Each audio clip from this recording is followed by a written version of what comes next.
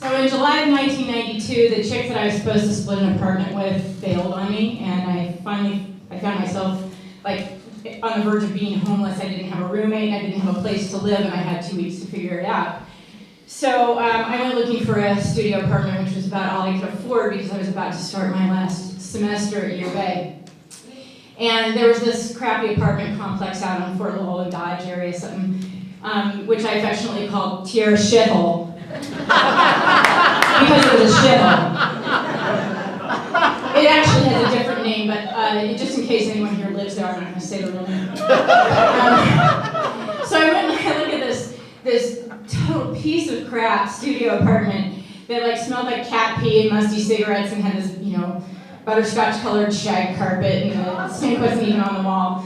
And I thought, I don't know how I'm going to figure this out. And as I walked outside, out of the shithole studio apartment right next door, walks this guy named Dan, who was a friend of mine that I'd actually known since I was 14 because we went to high school together, and then we went to college together.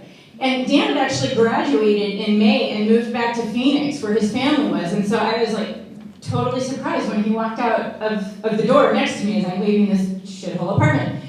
And he said, "What are you doing here? Are you moving in next door to me?" And I said, I know, do you live here? And he said, "Well, I moved in this morning." And he said, "I just got sick of, I didn't want to be at my parents' house in Phoenix, so last night I packed up my truck and I drove down here and this place had an opening. And I was actually going to call you tonight because you're the only person I know who still lives in Tucson, and I was going to invite you to go to pizza."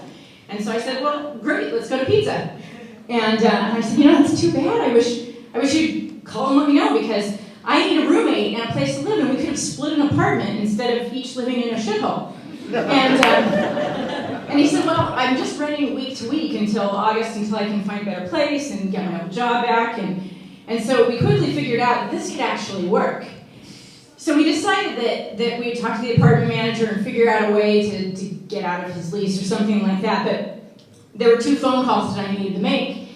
And so the first one I made was to my boyfriend that I'd been dating for more than a year. His name was David, and that summer he was working in Disneyland. Well, and David and Dan knew each other. They'd had a couple classes together. We were all friendly. And so I called and I explained what happened, and I said, I need to split the rent with somebody because I'm poor. And he does too, and he just moved down. He said, "Oh yeah, that's fine." He's like, that's great. I think it'll save you a lot of money. And David was a really nice guy, really understanding. I thought, okay, great, check. So the next phone call I had to make was my parents. And I was raised by a very traditional mother. And so I was a little nervous about this. And I had some money, but really not enough to get me through the semester with rent. So I knew I was going to be relying on them for financial support. So I called home and my mom answered. And they knew Dan. They'd known him since he was a little kid, like I was, 14-year-old in high school. Knew his parents. And I explained what happened. I said, so anyway, Dan and I thought that we might just get a 2-bedroom apartment somewhere, and then it would be cheaper for both of us and we could live in a better place. And there's silence. Crickets. And I said, "Mom," and she says, "I don't think I like this idea." And I said, "Why?" And she said, "I just don't think that this is a good plan." And I said, "Mom, it's just pragmatic. I just need to split the money with someone." And she says, "Well, what if you and Dan fall in love?" And I said, "That's absurd. What are you talking about?" I said, "I'm in love with David. I just need a roommate." And she said, "Well, just what if?" And I said, "Mom, this is stupid. Why are we even talking about this?" And she said, "Well, I want you to play along with me. What if you and Dan fall in love?" So I said, "Well, if Dan and I fall in love, that's not really what you're worried about. You're worried about what if Dan and I have sex. And we don't have to live in the same apartment to have sex."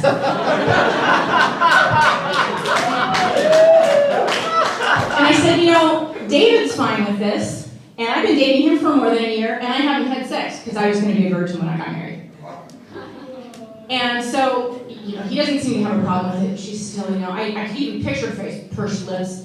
And then she said, "Oh wait, your father just walked in the door." And I hear her hold the phone away and say, "Chad, listen to what your daughter has to tell you."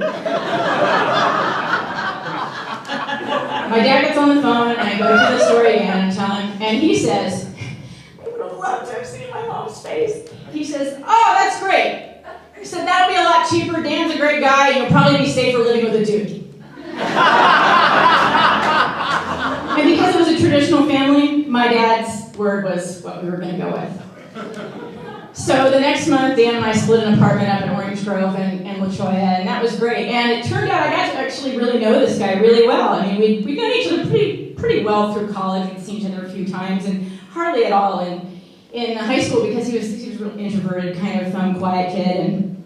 But it turned out he was really an awesome guy. Lots of fun to be with. Very, very funny. He had this whole sense of humor that I didn't even know about. And we spent doing all kinds of stuff together. It was great. We'd grocery shop together. We'd go to movies together. We had a great time.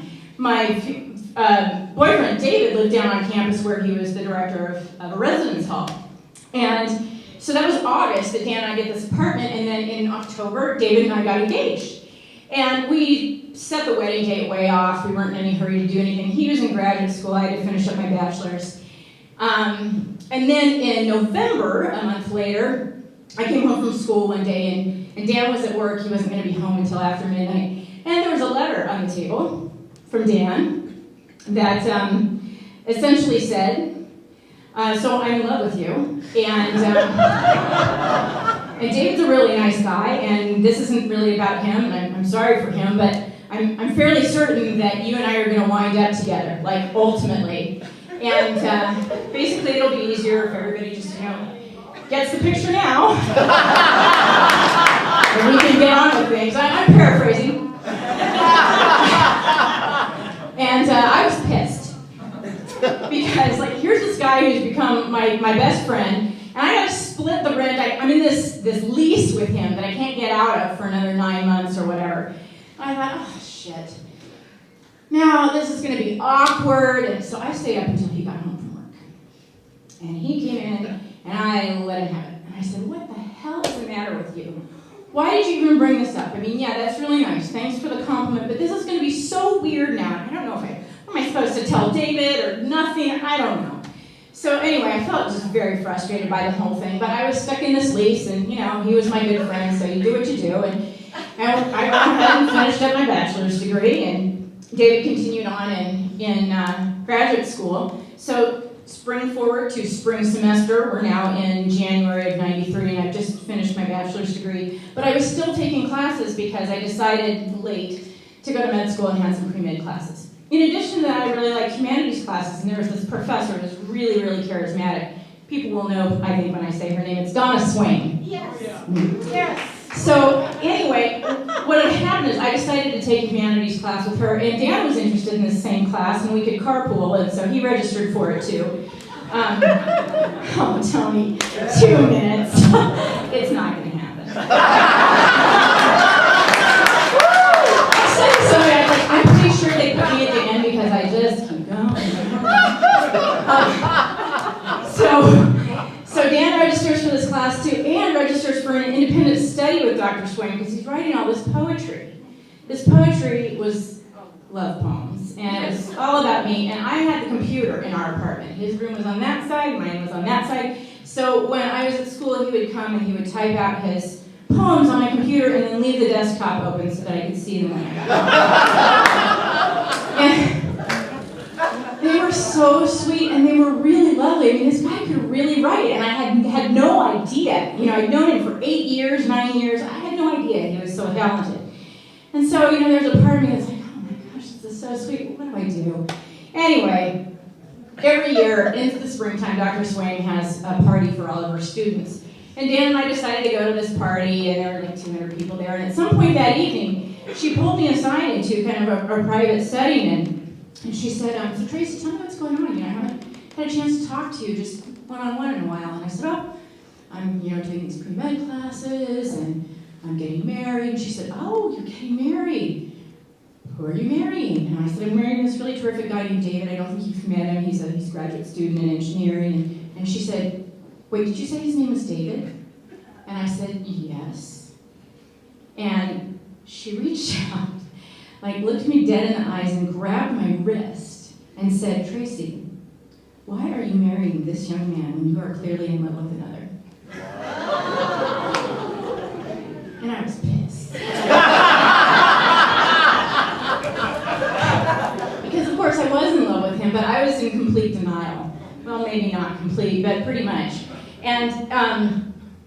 And you know, I confided in girlfriends after this, and they'd say, oh, it must be so awesome to have two men in love with you. No, it sucked. It really, really sucked. And I'm not even kidding. Because I loved both of these guys, and they were both perfectly decent, nice human beings, and I didn't want to hurt anybody's feelings. And like, what do? And you feel like this terrible person. So anyway, she said this to me, and I was really annoyed. And then that summer, so now it's summer of '93, a year has gone by, David was doing an internship up in Flagstaff, and at one point he came down to visit Tucson and stayed for a couple of days with us at the apartment, which we renewed the lease on because everything was working out really well. and you know, all this time, Dan and I have been going grocery shopping together, and watching movies together, and eating popcorn, and having a great time because he was my absolute best friend. So David comes to visit, and he stayed with us, and we slept together in my bed, just platonically because I was a virgin, and you know, snuggling and cuddling. And after he fell asleep, and I could hear that he was asleep, I started crying quietly because in that moment, I really realized that here's this perfectly wonderful person beside me, holding me, and really I should be on the other side of the apartment, being held by the other one. And that was really hard, and that was kind of when I admitted to myself, I had to say something. So, a few months later, because I just couldn't do it right away and didn't know what to do, I said to David, I think that I'd like to just go on a drive tonight and look at the city lights. And we went up on A Mountain, and sat on the bumper of the car and looked out at the lights of Tucson. And I said, you know, there's something really important that I want to talk to you about. We've been planning to get married, and we haven't really actively planned the wedding, and I know that we've been really kind of excited about that, but I'm not really sure that we're as compatible as we thought we were, and I'm not really sure that we should be marrying each other. And to my utter surprise and great relief, his response was, and I quote, "Oh my God, I've been thinking that for months, but I didn't know how to tell you." So, yeah. He's a really good guy, and we're still friends.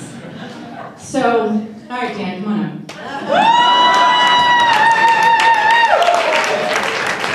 That's why you couldn't hold my purse. He's not coming up here?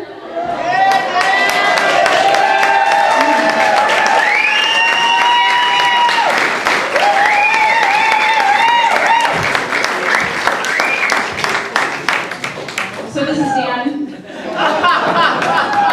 my best friend, my roommate, my soulmate, and my husband. And 2 days ago, on March 4th, Odyssey Storytelling celebrated its 10th anniversary. And 2 days ago, on March 4th, Dan and I celebrated our 19th.